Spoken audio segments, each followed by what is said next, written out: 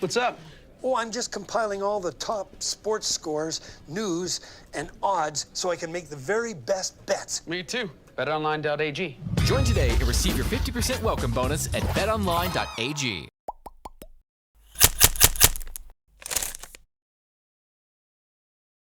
Tuukka Rask continues to shine for the Boston Bruins as they take a 2-0 series lead down to North Carolina. I'm Sierra Goodwill here with Evan Marinofsky. This game was out of control from the start. Maybe 5 minutes of that first period, Carolina looked like they had a fighting chance. But after that first goal went in, they really were deflated. Even Rod Brind'Amour said after the game that after they saw the second goal go in, he saw his team automatically become deflated. Now, when this game was 6-0, or even before that, the question is, why didn't he pull his goalie? Yeah, that's something I don't understand. He has not actually pulled any goalie at all this year, so I think that sort of explains why he didn't. He said that he wanted Mrazek to keep battling and battling. In a 6-0 game, I think Mrazek should have been pulled after the third goal.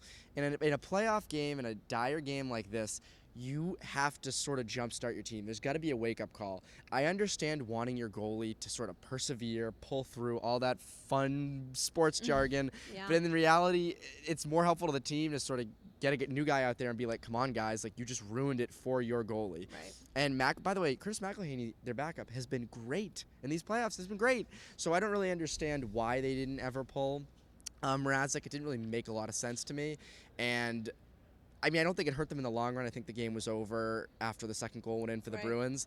But still, the Hurricanes would have had a much better chance, I think, if the message was sent as, look what you guys did to your own goalie. And Brind'Amour was saying after the game that part of his reasoning for not pulling his goalie was that there was other players on his team that also deserved to be off the ice, so why just punish his goaltender? It's a good point. I mean, why not just shorten the bench? And there were times he did. I mean, I think what's happened in this series is the Hurricanes' third and fourth lines have crumbled in comparison to the Bruins' third and fourth lines. Yeah. Coyle and Corrali have dominated the bottom six guys from Carolina.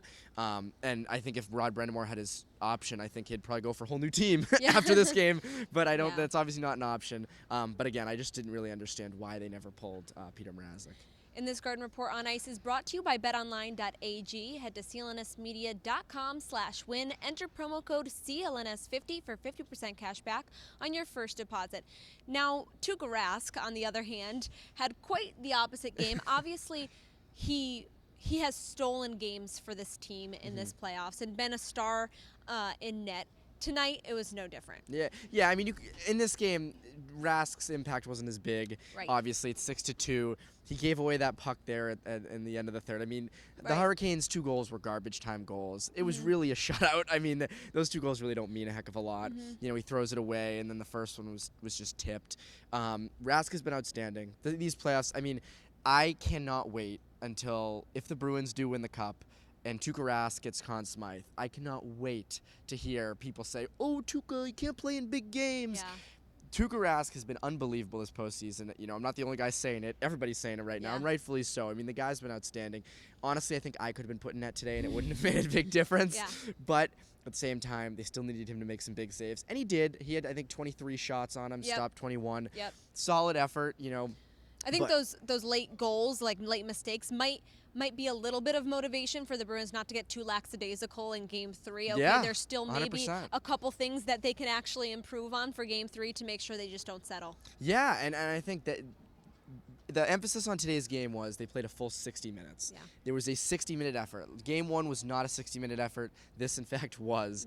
And, you know, to let those 2 goals go in at the end, I feel like for the Bruins, it's got to just be like, oh, man, like we almost had the shutout. 6-0 would have looked so much better than 6-2. Right. But that kind of lights a fire under them going into Game 3. It's to keep them moving, because when they were entered the third period, my thought was like, you know, this team can't get deflated. They cannot get complacent with being up, I think 3-0 at that point after 2 periods, if I'm not mistaken. So yeah, I think it's totally motivation going into Game 3, because you're heading into Raleigh. The place is going to be absolutely bumping. They've been down 2-0 before, so it'll be a great game, that's for sure. Well, the Boston Bruins did their job, protected home ice. Now they will try to take their series lead to 3-0 on Tuesday night in Carolina. For all of our coverage leading up to that game, head to clnsmedia.com and subscribe to our YouTube channel at CLNS Media.